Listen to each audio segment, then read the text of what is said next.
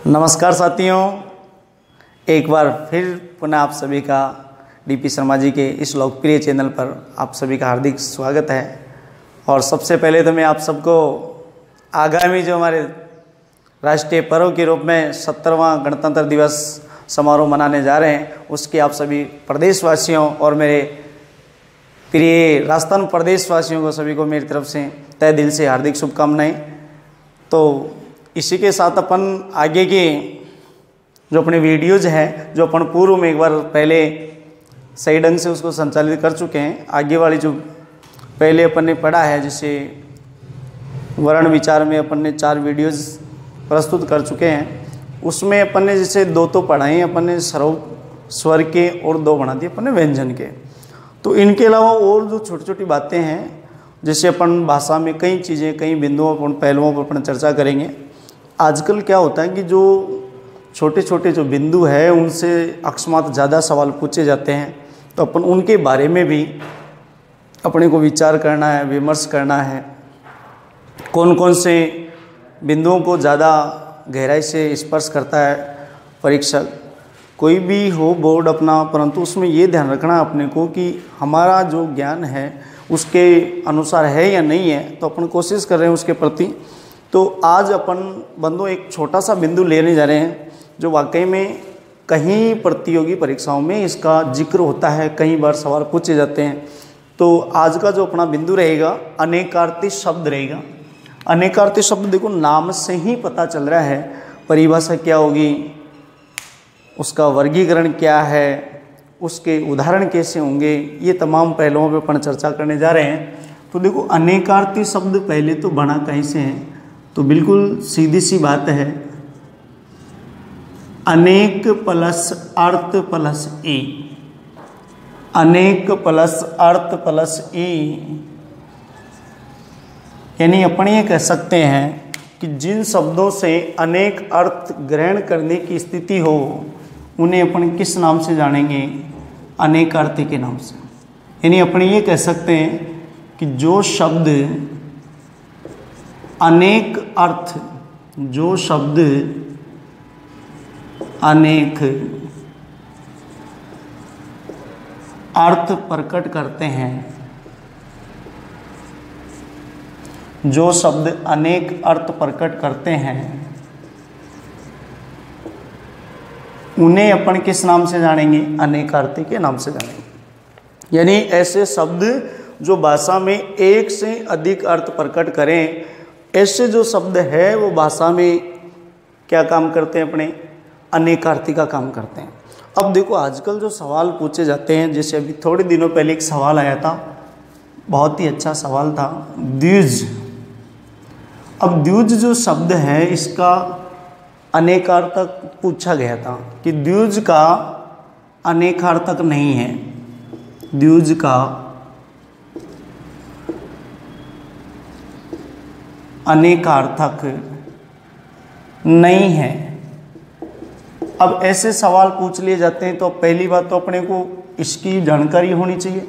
तो देखो द्विज में वहाँ विकल्प में क्या क्या दिए हुए थे, जैसे पहला विकल्प दिया हुआ था उसमें पक्षी दिया गया था, दूसरा दिया हुआ उसमें जैसे चंद्रमा दे दिया, तीसरा जो विकल्प दिया हुआ था उसमें आपका ब्राह्मण दिया हुआ था, और चौथा जो विकल्प दिया हुआ था द्विज का, वो दिया हुआ था आपका सूर्य।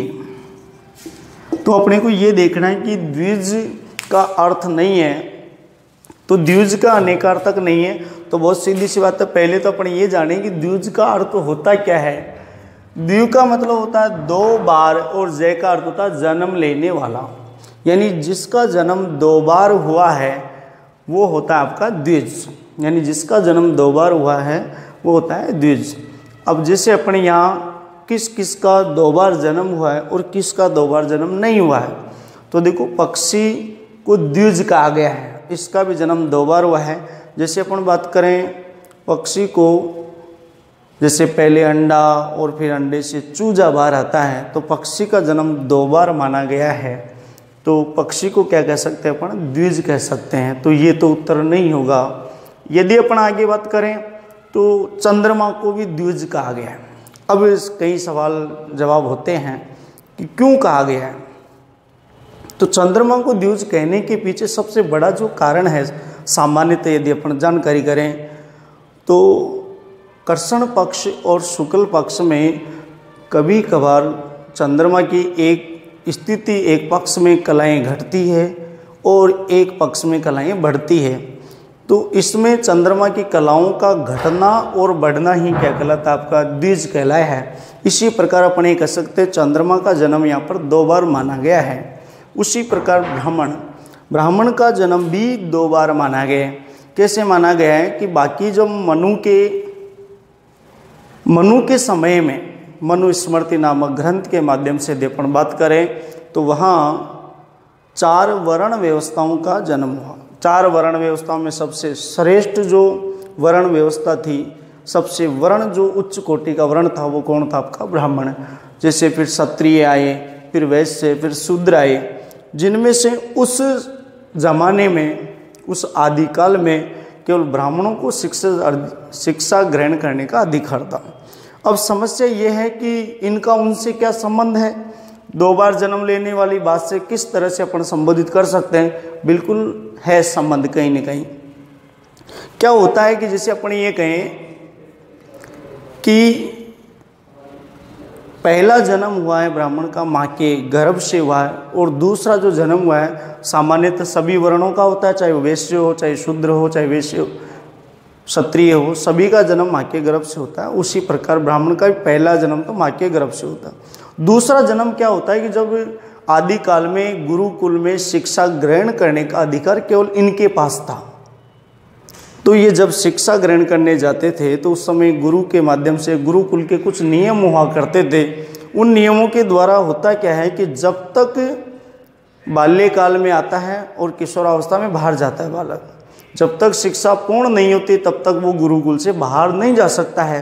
तो उसी के माध्यम से जब उसकी शिक्षा पूरी हो जाती है गुरुकुल से, तो वो बाहर जाते समय अपने गुरु के द्वारा उसको ये बताया जाता है कि हे बालक, आज से तुम्हारा इस संसार में पुनः जन्म माना गया है। और इस पुनः जन्म का एक प्रतीक चिन्ह भी इसको दिया जाता है।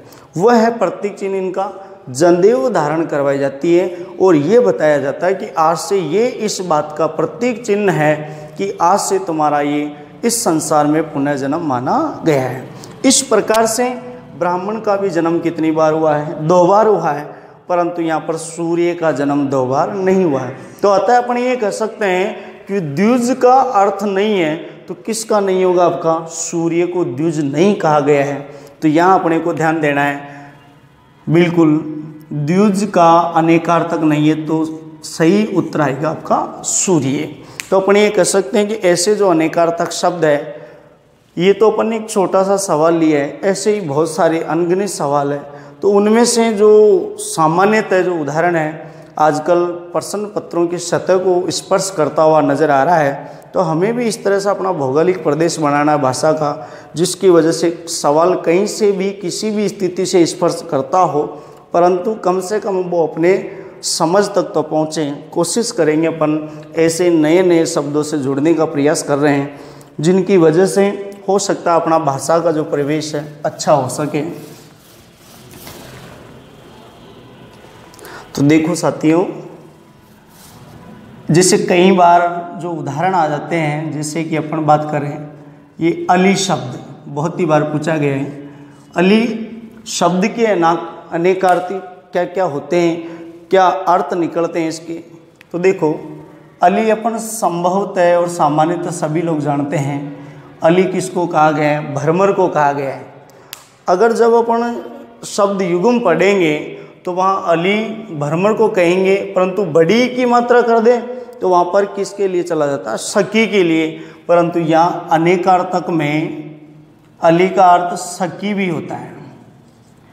यहाँ अली को कोयल के नाम से भी जाना जाता है। किसके नाम से साथियों, कोयल के नाम से भी। और अली को यहाँ पर क्या कहा गया है, अली को अपन यहाँ बिच्छू के नाम से भी जानते हैं।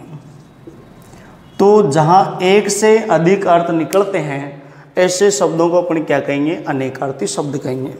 और भी देखो इनके अलावा जैसे अपन कहें कक्ष, ये शब्द भी बहुत अच्छा है, कई बार पूछा गया है। कक्ष के क्या अर्थ निकलते हैं? कक्ष बोलते हैं अपन कमरा को, यानी कमरा जो है वो भी कक्ष है, यानी कक्ष का अर्थ कमरा होता है। कक्ष का अर्थ होता है रनिवास। रनिवास की यदि अपन बात करें, रनिवास होता है क्या? रनिवास होता है रानियों का आवास, यानी षष्ठी तत्पुरुष समास भी इसमें होता है। और साथ में कक्ष किसे बोलते हैं? जंगल को। और कक्ष का अर्थ होता है धोती। तो जहाँ एक से अधिक अर्थ निकले ऐसे शब्दों को अपन क्या कहेंगे? अनेकार्थी कहेंगे। ऐसे ही इसी प्रकार अपन और देख सकते हैं, कर्ता कई बार आया उदाहरण है कि कर्ता के क्या क्या अर्थ होते हैं। कर्ता यहाँ होता है मुखिया, कर्ता को यहाँ क्या कहा गया है? आपका मुखिया कहा गया है। कर्ता आपका काम करने वाला भी होता है, काम करने वाला। और एक कर्ता का जो अर्थ होता है, अपन हिंदी में पढ़ते हैं कई बार, कारक होते हैं, तो उसमें से कौन सा कारक आपका? ये पहला कारक। हिंदी में पहला जो कारक है वो भी क्या आपका? कर्ता है। तो जहाँ एक से अधिक अर्थ निकलने की स्थिति की बात करें, वह शब्द क्या कहलाएगा? आपका अनेकार्थी। तो देखो, अली का अर्थ क्या है आपका? भ्रमर है, सकी है, कोयल है, बिच्छू है। वैसे ही अपना कक्ष का अर्थ क्या है आपका? कमरा, रनिवास, जंगल और धोती है। उसी प्रकार कर्ता का जो अर्थ आया मुखिया, काम करने वाला, और पहला कारक आया है। ऐसे ही कई बार आपने सुना होगा कनक शब्द का, तो कई बार जिक्र होता है, कई बार प्रश्न पत्रों को छूकर भी गुजरा है ये शब्द। जैसे अपन कहीं कनक कनकते सौगुनी मादकता दिखाई, ये पंक्ति भी कई बार अपने उल्लेखित हुई है। तो यहाँ अपन बात करें कि कनक का जो शाब्दिक अर्थ होता है वो क्या होता है आपका? सोना। कनक किसे कहा गया? धतूरे को भी कनक कहा गया है। और कनक अनेकार्थक के रूप में किसको कहा गया है? गेहूं को। एक पलाश नाम का वृक्ष होता है, उसे भी किस नाम से जाना गया है? कनक भी कह देते हैं अनेकार्थक के आधार पे। इसको टेसु भी कहा गया है। और इतना ही नहीं, इसको क्या कहा गया है? खजूर। यानी जहाँ एक से अधिक अर्थ प्रकट होते हैं ऐसे शब्दों को किस नाम से जानेंगे अपन? अनेकार्थी के नाम से जानेंगे। और भी देख सकते हैं अपन, जैसे कि एक शब्द कई बार पूछा गया, कर शब्द, सर्वाधिक पूछे जाने वाला उदाहरण आपका कर शब्द कई बार पूछा गया है। कर का अर्थ क्या होता है आपका? हाथ होता है। कर का अर्थ होता है आपका लगान होता है, बिल्कुल। और कर का अर्थ क्या होता है? सूद, यानी ब्याज बोलते हैं अपन इसको। और कर का शाब्दिक अर्थ होता है आपका सूंड भी होता है। कर का शाब्दिक अर्थ किरण को भी कर कहा गया है। और कर का शाब्दिक अर्थ होती क्रिया। जहाँ एक से अधिक अर्थ निकलते हैं ऐसे शब्द क्या होंगे आपके? अनेकार्थी। जैसे अपन कहें कर हाथ है, लगान है, सूद है, सूंड है, किरण है, क्रिया है, ऐसे सारे के सारे शब्द किसके सूचक हो रहे हैं आपके? अनेकार्थी शब्द हो रहे हैं। अनेकार्थी शब्दों को याद करना बड़ी चीज़ नहीं है, परंतु समझना बहुत आसान। अपन कोशिश कर सकते हैं समझे अपन इनके एक एक पहलू को। और भी देखिए कई बार आए हुए शब्द हैं, जैसे पानी है। पानी को भी अनेकार्थक के रूप में देखा जा सकता है। पानी के भी कई अर्थ निकलते हैं। जैसे पानी को सीधे सीधे शब्दों में कहें तो अपन जल कह सकते हैं, बिल्कुल। पानी का शाब्दिक अर्थ होता है चमक। पानी का शाब्दिक अर्थ होता है इज्जत। जहाँ कई बार सुना होगा रहीमदास जी की पंक्ति है कि रही मन पानी राखिए, बिन पानी सब सोन, पानी गए न उबरे मोती मानस चून। ऐसे अपन कह सकते हैं कि पानी को जल कहा गया है, चमक कह सकते हैं, इज्जत कह सकते हैं। पानी जीवन हो सकता है, बिल्कुल। पानी आपका अमृत के रूप में भी जाना जा सकता है। तो जहाँ पर एक से अधिक अर्थ जहाँ प्रकट हो जाए ऐसे शब्द क्या कहलाएंगे आपके? अनेकार्थक कहलाएंगे, अनेकार्थी कहलाएंगे। और भी देख सकते हैं अपन, जैसे कई बार पूछा गया शब्द आपका हार शब्द। हार शब्द के भी कई अर्थ होते हैं। जैसे अपन बात करें हार का, सीधा सीधा ही जानते हैं अपन कि वह हार गया, यानी क्या हो गया? पराजय हो गया। एक होता है गले का हार। कभी कभार इसको फूलों के हार के रूप में भी संबोधित कर देते हैं, फूलों का हार। तो देखो गले का हार, फूलों का हार। तो हार शब्द का शाब्दिक अर्थ क्या है आपका? पराजय कह सकते हैं, गले का हार और फूलों का हार। अब ये समस्या होती है, हार तो समान होते हैं, समान नहीं है, दोनों में कहीं न कहीं भिन्नताएं हैं। तो अपने ये कह सकते हैं गले का हार किस जगह काम करता है और फूलों का हार किस जगह काम करता है। ये गले का हार वैसे देखा जाए तो शास्त्रों के आधार पे कहें तो अपने ये कह सकते हैं कि ये सजीवात्मा को पहनाया जाता है और फूलों का हार मृतक शरीर को चढ़ाया जाता है। यानी मृत आत्माओं में कौन सा हार चढ़ाया जाता है? आपका फूलों का हार। तो इन दोनों में बिल्कुल अंतर है, हार हार नहीं होता, अलग अलग बात होती है इसमें। ऐसे ही अपन यदि बात करें तो एक शब्द बहुत बार पूछा गया है, हरि शब्द। हरि के भी कई अर्थ होते हैं। जैसे अपन बात करें हरि किसको कहा गया? बंदर को कहा गया। हरि किसको कहा गया? बंदर को कहा गया है। और यदि अपन बात करें हरि, भगवान विष्णु को भी हरि कहा गया है, भगवान कृष्ण को भी हरि कहा गया है, हरि जल को भी हरि कहा गया है, हरि किसको कहा गया? शेर को भी कहा गया है। तो कहने का मतलब ये है कि एक से अधिक अर्थ जहाँ प्रकट होते हैं ऐसे शब्द अपने क्या कहलाएंगे? अनेकार्थी शब्द कहलाएंगे। और भी देख सकते हैं अपन उदाहरण, ऐसी कोई बड़ी बात नहीं है। जैसे अपन बात करें, कई बार आया हुआ शब्द सारंग। सारंग का अर्थ यदि अपन बात करें, सारंग किसे कहा गया है? सारंग अपन शेर को भी कह सकते हैं, सारंग अपन कमल को भी सारंग कहते हैं अपन। सारंग होता है आपका घोड़ा भी सारंग हो सकता है। सारंग के रूप में भ्रमर, भ्रमर को भी सारंग कहा गया है। तो कहने का मतलब क्या है? जहाँ एक से अधिक अर्थ निकले वो सारे के सारे शब्द किसका काम करेंगे? आपके अनेकार्थिक काम करेंगे। जैसे एक शब्द आया जलज। जलज जो शब्द है, जलज के भी कई अर्थ निकलते हैं। जैसे अपन बात करें, जलज बिल्कुल कमल होता है। जलज सिंगाड़ा भी कहा गया। जलज किसका प्रतीक? आपका सिंगाड़े का प्रतीक है। जलज और किसे कहा गया है? जलज अपन ये कह सकते हैं, मीन को भी जलज कहा गया है। बिल्कुल, मीन भी आपका जलज का काम करता है। मीन बोले मछली है। ऐसे ही अपन जो जलज शब्द है वो किसका प्रतीक होता है? आपका जलज के रूप में अपन कह सकते हैं सीप, समुद्रों से जो प्राप्त होता है। कभी कभार शंख भी जलज का सूचक है। तो कहने का मतलब जहाँ एक से अधिक अर्थ प्रकट होते हैं ऐसे शब्द क्या कहलाएंगे? आपके अनेकार्थी कहलाएंगे। देखिए, जलज है आपका, कमल है, सिंगाड़ा है, मीन है, सीप है, शंख है। तो ऐसे शब्द जो कई बार परीक्षाओं में पूछे गए हैं, तो ऐसे शब्दों में अपन जिक्र कर रहे हैं।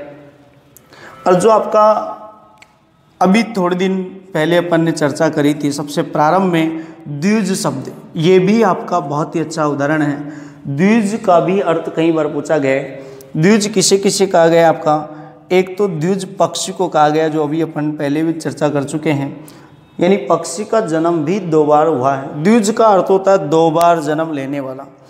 और एक का होता है आपका दांत। दांत का जन्म भी 2 बार हुआ। बिल्कुल, दांत का जन्म भी 2 बार होता है, अपन सभी जानते हैं। एक बार तो अपन प्रारंभिक अवस्था में हो जाता है, फिर जैसे अपन थोड़ी सी आयु 4-5 साल की होती है तो पुराने दांत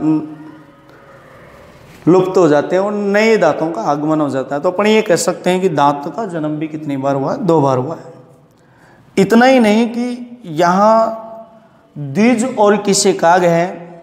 बिल्कुल, द्विज कहा गया है आपके पक्षी को, दांत को। बिल्कुल, चंद्रमा को द्विज कहा गया, जो अपन पूर्व में चर्चा कर चुके हैं। चंद्रमा भी द्विज है। मैंने बताया आपको, कृष्ण पक्ष और शुक्ल पक्ष में चंद्रमा की कलाओं का घटना और बढ़ना भी उसका पुनः जन्म या उसका जन्म 2 बार का संकेत करता है। तो द्विज किसे कहा गया? चंद्रमा को भी। और अंततः द्विज किसे कहा गया? आपको ब्राह्मण को भी द्विज कहा गया है। यानी ब्राह्मण का जन्म भी इस सांसारिक प्रवेश में कितनी बार माना गया? 2 बार माना गया। तो एक बार अपन इसको पुनः देख लेते हैं कि जो अनेकार्थी शब्द होते हैं वो किस तरह से सवाल बनकर हमारे सामने प्रकट होते हैं, अपने को जानना है। बिल्कुल, जैसे अली का अर्थ अपने क्या क्या लिया है? अली का अर्थ होता है आपका भ्रमर होता है, सखी होता है, कोयल होता है और बिच्छू होता है। कक्ष का अर्थ यहाँ पर कमरा है, रनिवास है, जंगल है, दोती है। कर्ता मुखिया को कहा गया है, काम करने वाले को कहते हैं। पहला कारक भी कर्ता होता है। गेहूँ जो कनक है आपका, कनक के कई अर्थ आए हैं, जैसे सोना है, धतूरा है, गेहूँ है, पलाश, टेसु और खजूर भी आपका क्या है, कनक है। ऐसे अपन कर शब्द की बात करें तो कर शब्द भी कई अर्थों को स्पर्श कर रहा है। जैसे अपन कहें कर का शाब्दिक अर्थ हाथ है, लगान है, सूद, सूंड, किरण और क्रिया है।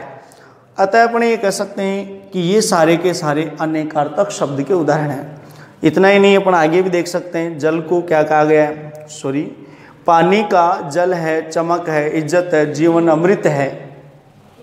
हार पराजय, गले का हार और फूलों का हार। हरि के भी कई अर्थ प्रकट हो रहे हैं यहाँ पर। हरि का मतलब बंदर है, विष्णु है, कृष्ण है, जल है और शेर है। सारंग शेर, कमल घोड़ा और भ्रमर है। जलज का कमल लिया गया, सिंगड़ा, मीन, सीप और शंख लिया गया है। और द्विज का पक्षी है, दांत है, चंद्रमा और ब्राह्मण है। तो इस प्रकार से अपन बंधु ये देख सकते हैं कि अनेकार्थी शब्दों को किस तरह से याद करें, किस तरह से पढ़ें। तो अपन इतना ज़रूर पढ़े जिनकी वजह से प्रश्न पत्रों में हमारे जो आने वाले जो उदाहरण है या आए हुए जो उदाहरण है, कम से कम वो तो इस तरह से अपने को विधिवत ध्यान रहे, ताकि कोई भी इनमें से कोई भी सवाल दोबारा पूछा जाता है तो आपका विधिवत और पूर्णतः बिल्कुल वो सही होना चाहिए। तो देखो, यदि अपने इन्हीं में से अगर कोई सवाल बनाते हैं नया तो बिल्कुल बना सकते हैं।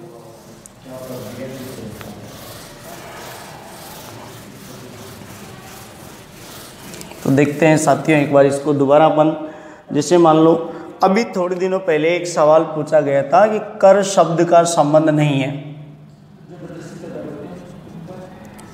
कर शब्द का अनेकार्थी नहीं है, कर शब्द का अनेकार्थी नहीं है, ये सवाल भी आया हुआ बिल्कुल। जैसे अपन बात करें, आप विकल्प के आधार पे देखते हैं, आप तुरंत बता पाएंगे कि कर का अर्थ नहीं होगा। जैसे पहले ऑप्शन में दिया उसने परखर दे दिया, बी ऑप्शन में दे दिया उसने किरण दे दिया, सी ऑप्शन में दे दिया उसने जैसे हाथ दे दिया, और डी ऑप्शन में दे दिया उसने सूंड दे दिया। तो यहाँ अपने को कर शब्द का अर्थ नहीं है, बिल्कुल आया हुआ सवाल है। ध्यान रखना, यदि आपको अर्थ ढंग से याद है तो आप संतोषप्रद उसको जवाब दे सकते हैं।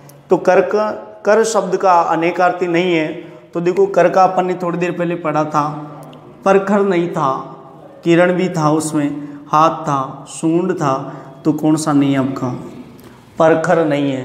तो अपन ये कह सकते हैं अनेकार्थी शब्दों को आराम से अपन ध्यानपूर्वक याद कर सकते हैं, परंतु आपको उसके लिए थोड़ा सा संघर्ष तो करना पड़ेगा साथियों। तो अपन पढ़ सकते हैं, मेहनत कर सकते हैं।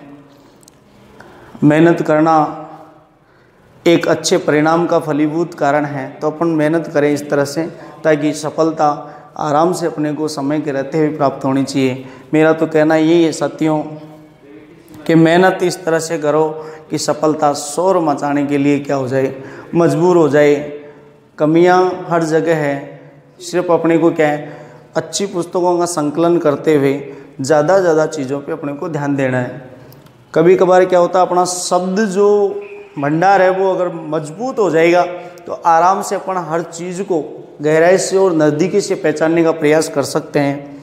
तो ऐसी कोई बड़ी बात नहीं है कि अपन समझ नहीं सकते हैं। एक एक बिंदु को, एक एक बात को अपन समझ सकते हैं, पकड़ सकते हैं उस चीज़ को। बस कोशिश करनी है अपने को, एक एक चीज़ पे कोशिश करेंगे अपन, उस बात को गहराई तक समझने का प्रयास करेंगे। मेरा तो साथियों एक ही बात पे फोकस है कहने के लिए, हम कम पढ़ें परंतु अच्छा पढ़ें। प्रयास करना है कि हमें कम शब्दों का संकलन करें परंतु अच्छे शब्दों का संकलन करें, ताकि जो प्रतियोगी परीक्षाओं के दर्पण में आज कई प्रकार से सवाल नज़दीकी से स्पर्श कर रहे हैं भाषा को, तो अपने को क्या करना है, एक एक शब्द पे, एक एक पहलू पे प्रयास करना है। और जो विद्यार्थी पढ़ ही नहीं सकता है उसकी तो अपन कहीं भी क्या, क्योंकि मेरा एक ही बात के लिए कहना बार बार उचित होता है कि जी नहीं सकते तो जीने की तमन्ना छोड़ दे, जी नहीं सकते तो जीने की तमन्ना छोड़ दे, जो बहता बहता ठहर जाए वो दरिया छोड़ दे। फूलता में एक लोगों ने कांटा बना कर रख दिया और अब फूल कांटे से कहते हो कि चुभना छोड़ दे। सो साथियों, परिणाम और सफलताएं किसी परिचय की मोहताज नहीं होती है। हमें मेहनत करनी है और उस संघर्ष रूपी जो मुकाम है उसको हासिल करना है। आज के लिए साथियों इतना ही, धन्यवाद।